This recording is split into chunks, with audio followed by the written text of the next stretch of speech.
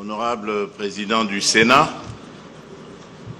Honorable Premier Vice-président de l'Assemblée nationale, Madame la Première ministre, chef du gouvernement, Monsieur le Président du Conseil supérieur de la magistrature, distinguées Premières Dames, honorables députés et sénateurs, Mesdames et Messieurs les membres du gouvernement,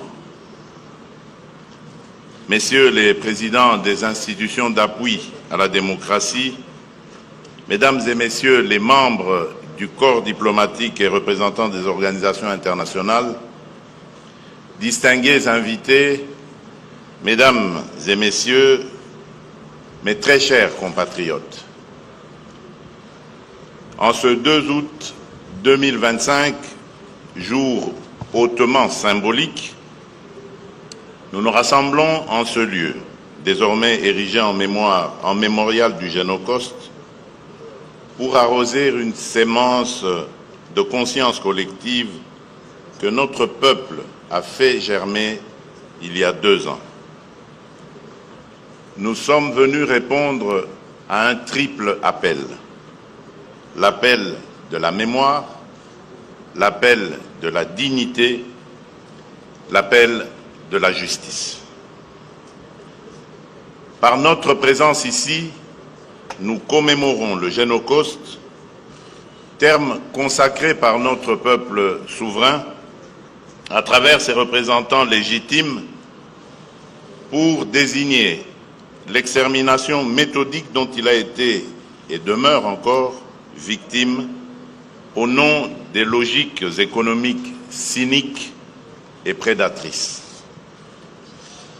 Nous sommes venus rendre un hommage solennel à des millions de nos compatriotes, hommes, femmes, enfants, sauvagement massacrés, souvent déportés, et trop longtemps condamnés au silence, dans l'indifférence glaciale de la communauté internationale. Nous rendons également hommage à celles et ceux qui, au péril de leur vie, leur ont porté secours. Mais parce que ces millions de vies fauchées vivent encore à travers notre mémoire, notre combat, nos voix, je vous invite à vous lever pour observer un moment de recueillement en leur honneur.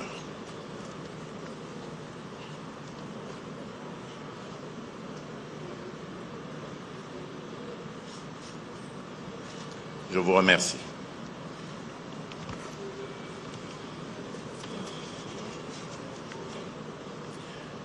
Mesdames et Messieurs, distingués invités, mes très chers compatriotes, comme l'a écrit Elie Wiesel, le contraire de l'amour, ce n'est pas la haine, c'est l'indifférence. Le contraire de la vie, ce n'est pas la mort, c'est l'oubli. Depuis plus de 3 décennies, la République démocratique du Congo subit une guerre d'agression dont les enjeux dépassent largement le cadre militaire ou géopolitique. Ce conflit s'est transformé en une entreprise prédatrice à visée économique, en une atteinte délibérée à notre identité collective et à l'intangibilité de nos frontières, allant parfois jusqu'à prendre les traits d'une logique d'inspiration génocidaire. Dans plusieurs régions de notre pays, des communautés entières ont été ciblées, des familles décimées, des pans entiers de notre mémoire culturelle méthodiquement effacés. Ainsi, des noms naguère connus pour leur beauté ou leur histoire, Kasika, Makobola, Katogota, Kamituga, Mwenga, Kilungutwe, Kishiche, Mugunga, Bambo, Kazaro, Bukombo, Nyundo, Yumbi et tant d'autres, ne sont plus de simples repères géographiques. Ils sont devenus les stigmates d'un drame humain d'une ampleur telle qu'il interpelle la conscience universelle. Le silence que nous venons de garder résonne comme un cri, un appel à la justice. Il nous rappelle qu'au-delà de chaque chiffre, il y a une vie brisée, un rêve éteint, un nom effacé, une famille meurtrie, une destinée arrêtée.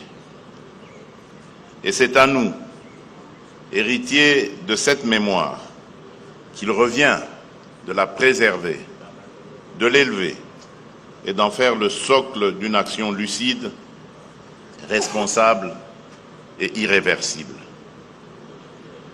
Les Nations Unies, à travers le rapport Mapping, tout comme les travaux rigoureux de nos propres experts, établissent un constat accablant. Des communautés entières ont été ciblées, parfois jusqu'à l'extermination, en raison de leur identité, de leur ancrage territorial ou de leur proximité supposée avec des ressources convoitées. Cette logique d'anéantissement se poursuit aujourd'hui, sous d'autres formes, mais avec la même brutalité dans l'est de notre pays, où les forces rwandaises et leurs supplétifs du M23 AFC poursuivent leurs exactions au nord Kivu et au sud Kivu. Violences sexuelles systématiques, massacres de civils, enrôlement forcé d'enfants, destruction d'infrastructures, exécutions ciblées et pillages organisés, tous les marqueurs d'un projet d'épuration sont réunis. Le massacre survenu il y a quelques jours, encore dans les environs de Djougou, en Ituri, en est une parfaite illustration. Selon les Nations Unies, plusieurs dizaines de paysans ont été froidement assassinés alors qu'ils cultivaient leurs champs. Ce drame, rapporté par les médias internationaux, vient cruellement nous rappeler que le Génocoste n'est pas qu'un épisode du passé.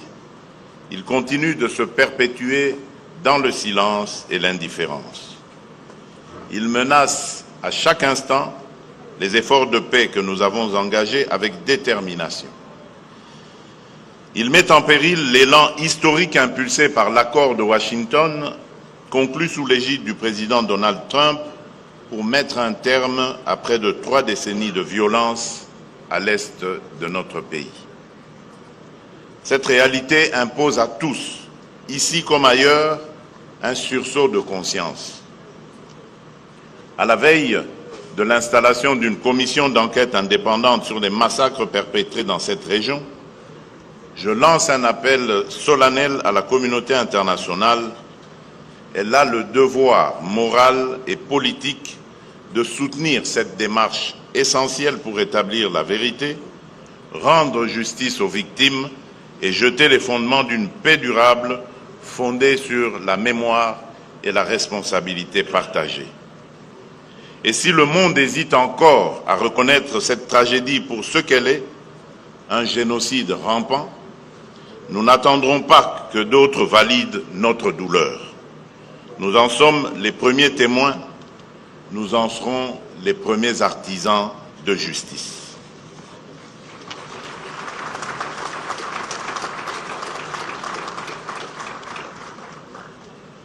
C'est dans cette dynamique que s'inscrivent les initiatives que j'ai personnellement impulsées à travers la feuille de route Génocoste 2025. Celle-ci a servi de boussole stratégique aux travaux du comité de pilotage de la CIAVAR, dont les premiers jalons structurants sont désormais visibles et porteurs d'espérance. Le 29 mars dernier, j'ai présidé la table ronde nationale sur l'appropriation collective du Génocoste, suivie en juillet par le Forum national sur la mise en œuvre du droit à réparation. À cette occasion, a été lancé officiellement le programme pilote de réparation holistique conduit par le FONAREV dans les provinces du Congo central, du Kasaï et de l'Ituri.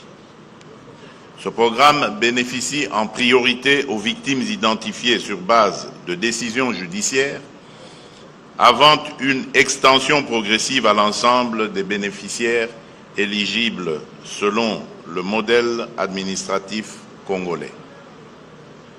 Sous ma haute autorité, un colloque international s'est tenu du 29 au 31 juillet, réunissant experts congolais et internationaux autour de la reconnaissance des génocides perpétrés sur notre territoire.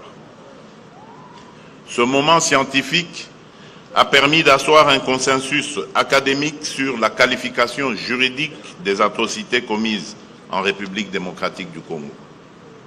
Cependant, la mémoire et la justice ne relèvent pas du passé, elles orientent notre avenir.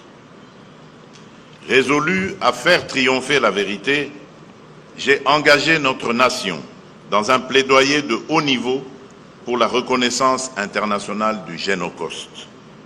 Car il est temps de rompre le silence, de lever les tabous et d'affirmer avec gravité et clarté une vérité trop longtemps étouffée en démontrant juridiquement que plusieurs massacres perpétrés répondent aux critères définis par la Convention 1948 sur la prévention et la répression du crime de génocide.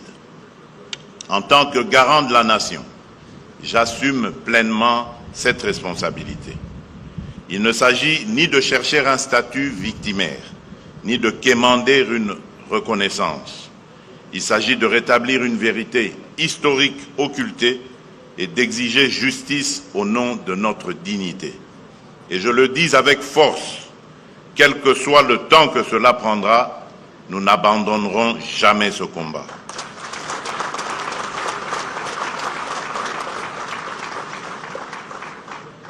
Ce plaidoyer s'inscrit dans une stratégie globale que le gouvernement met en œuvre, articulée autour de deux axes, politiques et diplomatiques. D'un point de vue politique, j'appelle solennellement les deux chambres du Parlement à examiner dans les meilleurs délais l'adoption d'une résolution officielle proclamant au nom de la nation la reconnaissance des génocides commis sur notre sol.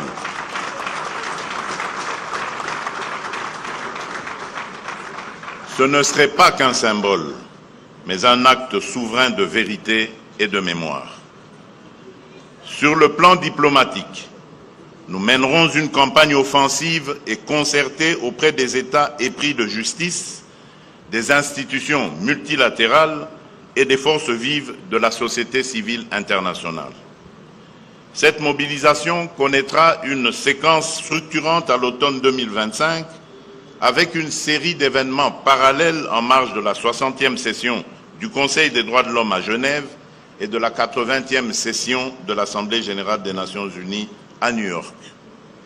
J'ai en outre instruit le gouvernement de mener un dialogue diplomatique ciblé avec les représentations étrangères accréditées à Kinshasa afin de les sensibiliser aux enjeux de ce combat et de faire d'elles des relais actifs de notre message auprès de leur capitale. Mesdames et messieurs, distingués invités, mes très chers compatriotes, le combat que nous menons est celui de la vérité, de la dignité et de l'espérance. Il est celui d'un peuple debout qui refuse l'oubli et qui choisit d'avancer vers la justice avec lucidité, constance, détermination et persévérance. En ce jour de mémoire, je tiens à rendre un hommage appuyé à toutes les forces vives de la nation, société civile, chercheurs, associations de victimes, survivants, qui, dans la douleur, avec leur humanité fièrement gardée, ont maintenu vivante la flamme de la vérité et de la mémoire. Je pense avec émotion à celles et ceux qui, dans l'ombre, ont documenté l'horreur, dénoncé l'impunité, soigné les blessés, consolé les survivants, ou simplement tendu la main là où le silence menaçait de devenir complicité. Par votre engagement, vous avez sauvé l'honneur de la nation. À nos victimes, à leurs familles, à nos survivants, à notre peuple meurtri, je dis ceci, la République ne vous oubliera jamais. Ne pas oublier, ne jamais répéter et commencer à guérir, plus jamais seul. Pour conclure, permettez-moi, comme à chaque commémoration, de rappeler cette parole lumineuse du prophète Ésaïe au chapitre 8, verset 23.